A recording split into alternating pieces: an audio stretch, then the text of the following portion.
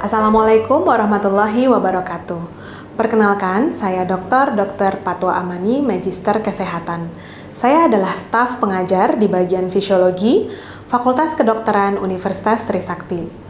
Pada program studi pendidikan dokter, saya mengampu mata kuliah di modul Basic Science 2A, yaitu modul Basic Science mengenai muskuloskeletal. Pada modul ini, saya mengampu mata kuliah yang berjudul Fisiologi kontraksi otot tipe slow twitch dan fast twitch. Modul Basic Science muskuloskeletal ini merupakan modul wajib bagi mahasiswa semester 1 pada siklus ketiga dengan bobot 5 SKS. Mata kuliah Fisiologi kontraksi otot tipe slow twitch dan fast twitch ini memiliki tujuan pembelajaran sebagai berikut.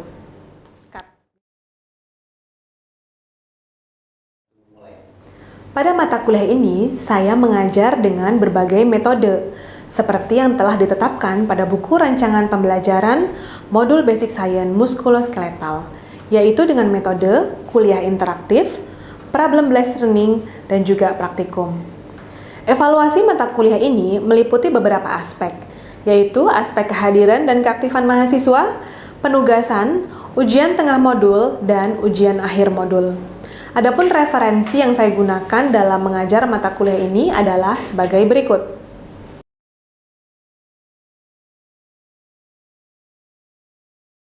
Demikianlah informasi pendahuluan dari saya. Berikutnya adalah video rekaman simulasi mengajar saya dengan judul kuliah Fisiologi kontraksi otot tipe slow twitch dan fast twitch. Terima kasih. Assalamualaikum warahmatullahi wabarakatuh. Waalaikumsalam warahmatullahi wabarakatuh. Selamat pagi adik-adik, gimana kabarnya hari ini? Sehat ya? Alhamdulillah. Kita ketemu lagi, saya Dr. Patwa dari bagian Fisiologi. Kita akan melanjutkan kuliah modul BS2A ya. Untuk hari ini, ada yang tahu kita topiknya tentang apa? Otot. Tentang otot. Baik adik-adik. Sebelum kita mulai, adik-adik jangan lupa untuk mengisi daftar hadir ya di AMS masing-masing.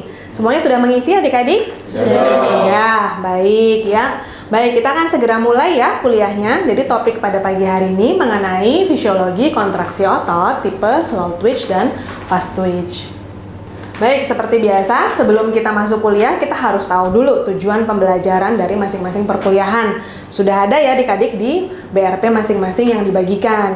Untuk kuliah pada pagi hari ini, selama 90 menit ke depan, kita akan belajar dengan tujuan untuk menjelaskan fisiologi dan performa berbagai jenis otot lurik, dan juga bagaimana melakukan evaluasi kekuatan serta ketahanan otot lurik. Nah, sebelum kita mulai nih adik-adik, ada baiknya kita evaluasi dulu kuliah yang kemarin sudah kita lakukan karena materinya akan terkait juga dengan materi pada pagi hari ini. Ada quiz pretest di depan, silahkan adik-adik mengisi dengan gadget masing-masing ya. Bisa diketikkan http://quiz_faal_bs2a. Waktunya 5 menit aja ya adik-adik ya, silahkan dimulai dari sekarang.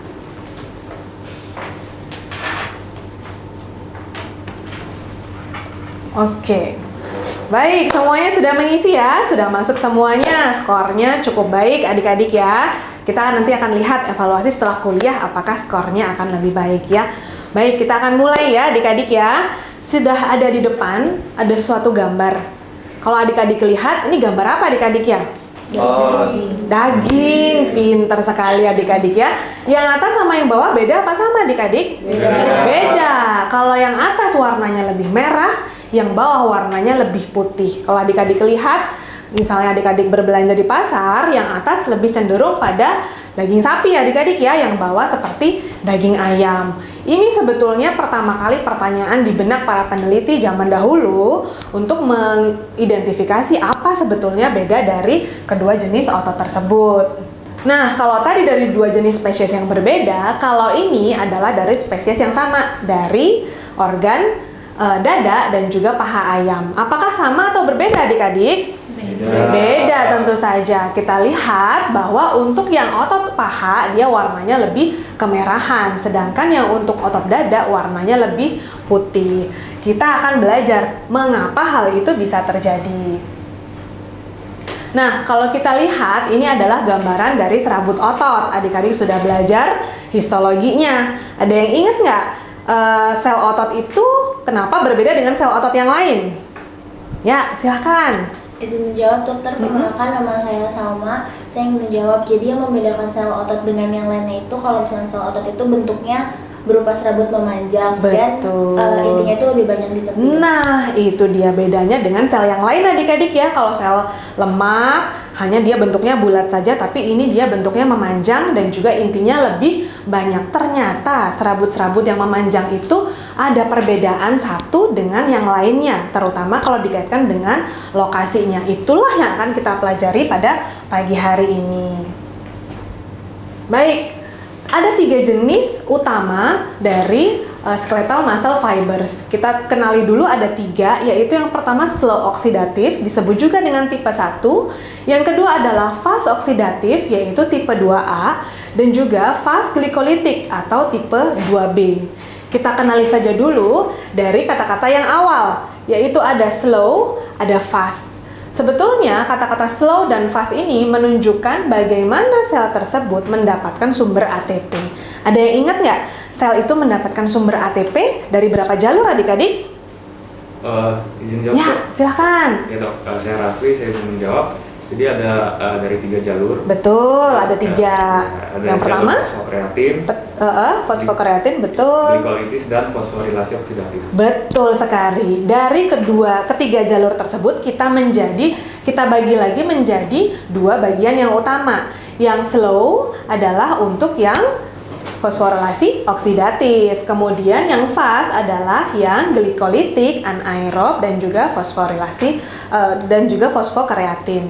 Kemudian kalau kita lihat dari tipenya ada tipe 1 dan tipe 2. Sebetulnya itu berdasarkan pada kecepatan pemecahan dari enzim ATPase. Ada yang ingat ada enzim ATPase ada di mana adik-adik? Nah, perkenalkan saya Nurhalisa. Untuk sel saya enzim hidrolisis itu ada di kepala miosin. betul sekali adik-adik. Jadi kalau kita ingat histologi, ada aktin dan miosin yang menyusun dari fiber dari muscle fiber ini.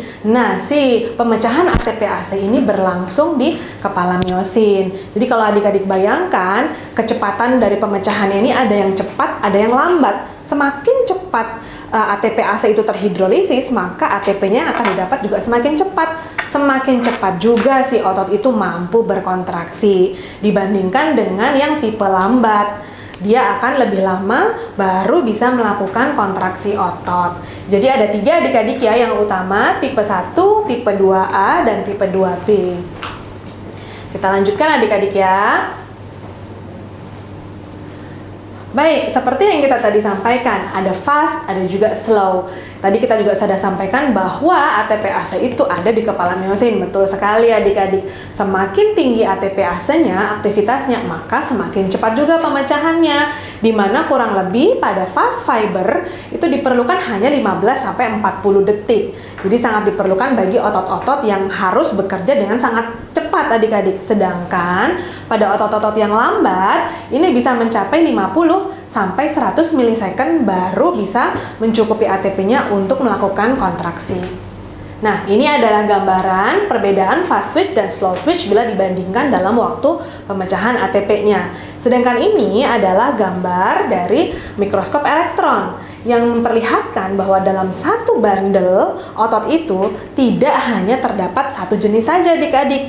Jadi, bisa jadi dia dalam satu bandel ini ada kombinasi dari beberapa muscle fiber. Misalnya seperti ini yang warnanya lebih merah berarti dia adalah kelompok yang slow oxidative fiber, begitu ya, yang kelompok otot tipe 1 begitu. Sedangkan yang warnanya lebih pucat adalah kelompok fast oksidatif begitu. Nah, ini adalah resume dari perbedaan ketiga jenis otot tersebut adik-adik. Di sini adalah hal pembedanya. Secara umum kita lihat di sini adalah appearance, kemudian di sini adalah oxidative capacity, dan di sini adalah glycolytic capacity. Kalau adik-adik lihat, sebetulnya dari tipe 1, 2A, dan 2B, tipe 2A dan 2B relatif similar, relatif sama. Jadi, untuk mempermudah adik-adik belajar, adik-adik bisa membandingkan dulu tipe 1 dan tipe 2, kemudian nanti baru mempelajari perbedaan yang kurang lebih sama antara tipe 2A dan tipe 2B. Nah, ini adalah contoh gambaran bagaimana kaitannya antara muscle fiber ini dengan kecepatan dan juga jenis olahraga yang seringkali kita sasar pada atlet-atlet. Pada otot tipe 1, otomatis otot-otot yang fibernya merah lebih banyak. Biasanya lebih banyak pada atlet-atlet yang memerlukan endurance lebih baik, yaitu misalnya pada atlet-atlet maraton. Sedangkan pada otot tipe 2A, dia lebih banyak pada pelari-pelari yang sifatnya jarak pendek. Sedangkan kalau tipe otot 2B lebih banyak pada atlet-atlet yang terutama angkat berat, atau misalnya kalau pas lari, larinya hanya sprint saja. Tentu kita sebagai dokter, apabila adik-adik nanti bertugas di kedokteran olahraga atau nanti sebagai center-center untuk atlet, adik-adik harus memahami ini lebih lanjut sehingga bisa meningkatkan performa atlet. Baik, kita selanjutnya akan membahas mengenai distribusi dari muscle fiber adik-adik ya. Jadi muscle fiber tadi akan terdistribusi di dalam tubuh kita. Secara umum, secara genetik biasanya akan terdistribusi di mana di lower limbs, di bagian bawah lebih banyak tipe 2A. Sedangkan pada upper limbs dia lebih cenderung banyak di otot tipe 2B. Kalau kita lihat dari tabel tadi, kita lihat bahwa otot-otot tipe upper limbs biasanya dia lebih rentan terhadap fatigue. Sedangkan otot-otot tipe lower limb atau 2A dia lebih resisten terhadap fatigue. Hal ini terkait juga dengan fungsinya, bahwa otot-otot di lower legs dia harus menahan berat badan kita terhadap gravitasi, menjaga postur tubuh sehingga dia relatif lebih tidak mudah capek dibandingkan dengan pada upper limbs. Misalnya juga pada waktu adik-adik misalnya dalam kehidupan sehari-hari. Jadi kita harus kaitkan materi ini dengan kehidupan sehari-hari.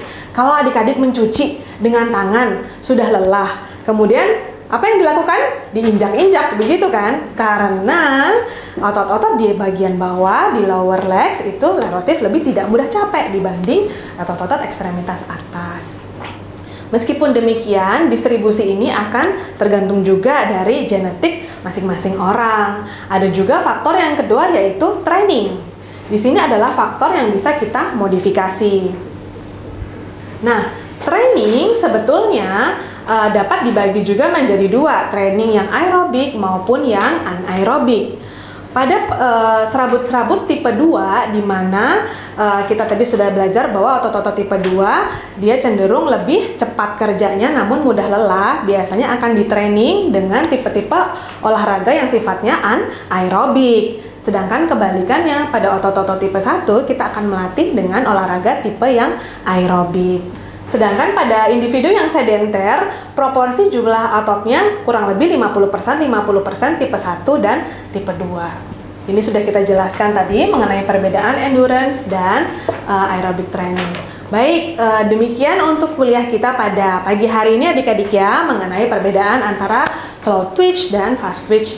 Apakah ada pertanyaan mungkin dari adik-adik? Silakan. Ya, silakan. Baik dok, izin tanya, nama saya Ratu. Tadi kan dibahas tentang jenis otot itu dok. Ya, betul.